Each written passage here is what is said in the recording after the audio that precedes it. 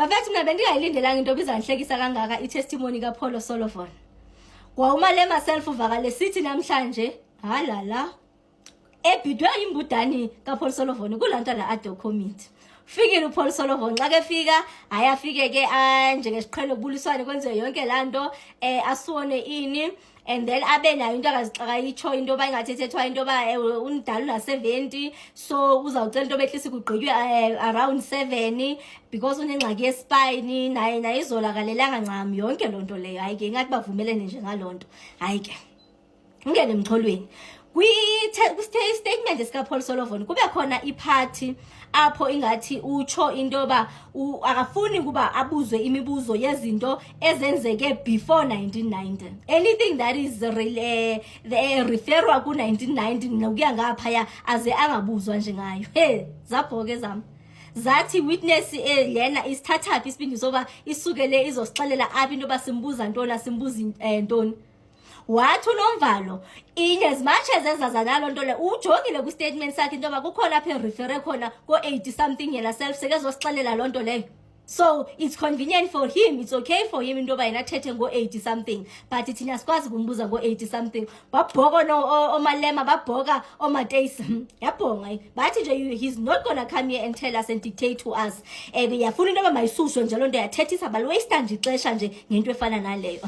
Kwangena emxholweni kweziwa nayo uPaul Solomon as esizwe uPaul Solomon kube khona apho enye yezinto akafuna ba kudiscuss umcimbi onokwenza nefamily yakhe kofa kudiscuss umcimbi onokwenza nequalifications zakhe. Phansi kwala post yami my previous post ndichilo ndathi bangayenza mistake oba singazi into ba ngubani lo Paul Solomon usuka phi lo Paul Solomon qualifications zakhe zithini umcimbi nje weCV yakhe. So nje ebengafuni into obuthathwe babhoka bathi kanti no not here. Hayi ke sharp hayi beza naye ke so xa besesezwa naye kanje uPaul Solomon wavelela uthi yena wavelela eUK vele UK uzalwa ngabazali bama-Irish hence passport ezingaka including yase South Africa wayeze uyitho as tourist not terrorist uthe xa ke bofika apha wabona nje bayile indawo elula into bangenza lanto akafuna ukuyenza ngendlela nje sibona ngayo ke so wabe seke siza ingumuntu ofuna ukinvest efuna ukuthini apha eSouth Africa. Okay sharp buyela umva kancinci from apho kulomaza akasuka kuwo waye military intelligence. Ndakhumbula nje uBrown Buchotsi enye ezeqhubeke ethetha ngoba uthethe ngalo intelligence. Hayi wambuza umalema into ba AP intelligence u6 na ndambona into ba ulahleke kumnyama 2 akazi bakuthethwa ngani. Wabuya uSikhosana wathi iMI5 okanye iMI6 wabonakala engazi noba kuthethwa ngani xa kuthethwa ngezo zinto ezo. Umbona nje into ba le into enokwenza necrime intelligence ngenzeka nje ba lo muntu uyiagent uthunyelwa ulithunyelwe nje apha eSouth Africa si-spy or something nje ngendlela nje akayazi ukuthetha ngantoni. Mthembu we-qualifications ukhona apha ethi wastudisha khona i-engineering uthe xa kebuza into ba so are you a qualified engineer wangumuntu not anymore. Wathi not anymore ndazibuza into ba kanene umuntu who's a qualified engineer kube kufika ixesha loba kuthiwa not anymore okanye khona i-reasons because sometimes kwezinye izinto mase especially sifaka ama-board nani uye okanye kuthiwe ubheniwe into ezikanjalo so yena you are bad you are banned into debad nje yonke lonto. So kwi-case yakhe xa kezathi not anymore umcimbi we-engineering ibithini okanye yakhe lo yakhe engineering ne-expiry date asazi but into njengathi njalo beza nayo.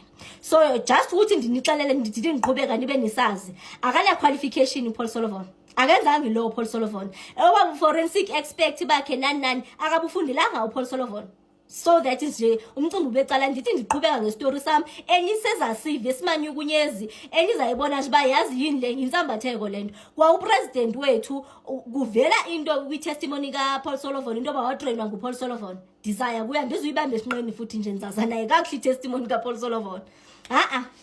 Sibuye beza ke sekefikile ke ngoku eSouth Africa xa kefika eSouth Africa uPaul Solomon khona lapho wabalisa istory nyana sonokwenza igqekezela imoto watshontshela ama-radio wazibaqase ke i-reserve lasemapoliseni uthe akubanga kudala ofishi ke umthetho wase-South Africa nobu-reserve awukwazi ukuthi ufika uyi-foreign national uvele ube lula into yoba ube yi-reserve lasemapoliseni but for yena it was not so difficult wakwazi uthe kusesenjalo Paul Solomon kusebenza ko-Midrand ke, suka kwa-Midrand uziswa eDobsonville Police Station, suka eDobsonville uhamba uya ko-John Foster iJoburg Central. Uthe elapho udibana nezintathu akazifumana zilapho ozo-John Foster, wakayifuni nje loo nto, wafaka ipetition yasuswa loo nto. Uyamameleka nje futhi indoda emamelekayo le. Okay, hayi ke cacile xa kethethile kuyavakala. Hayi ke weza uzoyenza interesting ke kule nto yakhe xa esekazabalisa imicimbi enokwenza nokutrainer. Kaloku bengekho kudala thina sive uba uyi-reservist kwayena. Hayi bo sele-train amanye ama-reserve njena apha esipoliseni. Hayi about 1500 yama-reserve atrainwa nguye, including upresident wethu Cyril Ramaphosa. Mamelani where it gets interesting. Ubatraina ngani aba bantu aba? Hayi wayebatraina nge-constitution. Utheni oba xa kayibona ukuthi amfake ekoneni into yakhona bese ke sithi i-portion ye-constitution, i-Bill of Rights within the constitution. Hayi bo, njani uba umuntu angaphandle eze azotrain abantu base-South Africa ngomthetho wase-South Africa? Ithini kanti le nto? Hayi ke sekuvele ligama kaPresident Cyril Ramaphosa owayeyomnye we-candidates zakhe, we-students zakhe, and nisazibuza into yoba konje noMerudi Haska kanene naye uke waba nguProfessor Mbumbulu, nanku ngoku naye lona seke yi-trainer okanye expect Mbumbulu nje uPaul Solomon. So nje banawo nje abelungu nje kumnandi ngabelungu banazo nje zo privilege nyana ke, ndingasho ke phofu into yoba abantu abanye ababi nabo ubumbumbulu babo nje nabo. Hayi ke mamelani ke. So umane uthetha phinda refer back to indaba kaPresident, uye-emphasize nje into yoba wamtrainer uPresident Cyril Ramaphosa. Abuye umale emathayimani uyasibhidisa ngokuyasiphazamisa. Utsho njani kanti uPresident Cyril Ramaphosa wayengayo ngomnye wabantu ababe wayekhona xa kwakudraftwa le constitution yona ozosixelela into yoba wumtrainer ngayo? Athi yena even if wayeyiyo but still wayefome iphathi eklasi yakhe etrainwa nguye. Umtrainer njani umuntu odrafte le constitution? Okay ke masithetheni ke ngobudomi bethu. Ndim lo ndisete apha iphepha, ndibuye liphepha ndizolibhala. Ithini ngale lento? Ndisete apha i-textbook, ndibhala i-textbook, le textbook ndiphinde futhi ndizobhala i-exam ngale textbook. Yinto njengathi njalo. Phofu ke elagama loba forensic investigator, I think because yabona lento izanifaka ekoneni akasafuni ukubizwa i-forensic investigator, uthi uyi-forensic examiner. Phofu sithetha ngento zapha ko-9, ezi story zakhe zezapha ko-1990 something, efike eSouth Africa sesiyasisondela ke ngoku apha ko-2000. Andihlekanga kangaka uba hayi ke unazo nezithombe leli sibona apha isithombe sakhe noPresident Cyril Ramaphosa. Hayi ke weza nathi ke into yoba hayi wabatrainer, I think eklasini yakhe bebe about 40, kwathi hayi bo babhoka bathi khawume usixelele wena so utrain abanye nje, uyi-train the trainer wena self utrainiwe naqa. So uzotrain abanye wena watrainwa. Hayi yayingekabikho i-constitution, so yena akakange afumane i-training ephelele because yena ufike kungekabikho zikhoso qualifications ze-constitution.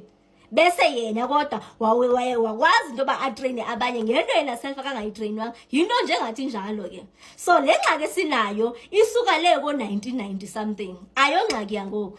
So ukulungisa ayonto ezawulunga nje ngoku. So nje akho mzi owalunga ngeminyenye, kodwa nje kancinci kuya kuvela into yoba ubani ngubani.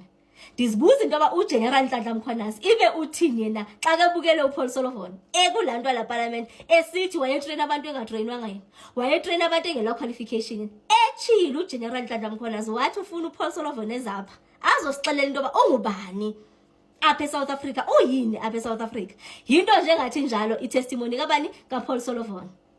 Yeah, no, thanks, Chair. I was interested in Mr. Paul O'Sullivan's response regarding the question that the senior counsel has asked.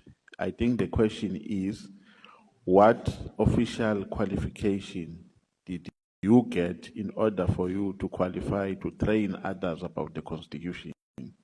Now, the response that I heard is that he met a lawyer and then he asked about the Constitution because he was interested. So is that the only qualification that he got? Because I think the question was about an official qualification that he got that made him to qualify to train others about the Constitution of South Africa. I was interested in the response, but I'm realizing now that the senior council is moving on, despite the wrong answer that has been given. Must I answer, Chairman? Chairman, at that stage, there were nobody in the country that had any qualifications in the Constitution. They didn't exist. There were no constitutional lawyers. They didn't exist. There was no constitutional court. It hadn't been formed. So I just wanted to make sure, because I didn't want to train people in aspects of the Constitution, for example, the government and how it all fits together. I was only interested in the Bill of Rights. And I wanted to make sure that the students I was training, the students we were putting out, after they had received their training, that they wouldn't go out on the streets and abuse the constitutional rights of others. So there was no qualification. Do you have a law degree? Mr. Paul O'Sullivan, do you have a law degree? No, Chairman, no. I just learned, I went and sat with a senior lawyer and went through the Constitution and understood for myself exactly how the Constitution would work. And we worked through some examples. And when I had Mr. Ramaphosa, Cyril Ramaphosa, as a student, it was a great opportunity to canvass these issues. And that's what we did. Okay. Honorable Malema, Honorable Matthys, Honorable Skosana, is your hand still up? Mr. Paul O'Sullivan, you don't have any qualification to train anyone about the Constitution, even at that time, right? I didn't hear the question. You don't have any qualification, and you did not have any qualification to train anyone about Constitution in 1997. No, We're talking about you, not everybody, you. no, Chairman, there was no qualifications then. No, you did not have. Okay, Chairman, I had no qualifications to train anybody in the Constitution. When was the Constitution adopted? I didn't train them in the Constitution. I trained them on the Bill of Rights. Oh, la, la. When was the Constitution adopted? The one you are training them on. What's he saying? When was the Constitution adopted? The one you are training them on. In 1996. Was Cyril not part of the people who were at the center of developing that Constitution? He was part of the group that drafted the Constitution. So you were training him on a Constitution that he helped to draft? Chairman, Cyril had to be trained as a police reservist. He chose to be trained as a police reservist. So, ironically, that training included understanding the Bill of Rights. It didn't, I think I've made it clear, it doesn't deal with the whole Constitution. It dealt with the Bill of Rights and police ethics. So we had a module on that. And for that, we used to use different examples. And it was ironic that Cyril had to listen to training on the Constitution. But the good news is he agreed fully that the training that the people were getting was correct. And I was quite comfortable with that because it endorsed the quality of the training that we were given to the police students. Mr. Paul O'Sullivan, are you suggesting that the President went to write the Bill of Rights collectively with others and only to be trained about the Bill of Rights after putting it into the Constitution? Well, Chairman, I think we're playing word games here. The reality of the situation is that in order to be a police reservist, you have to go through a little tick box exercise.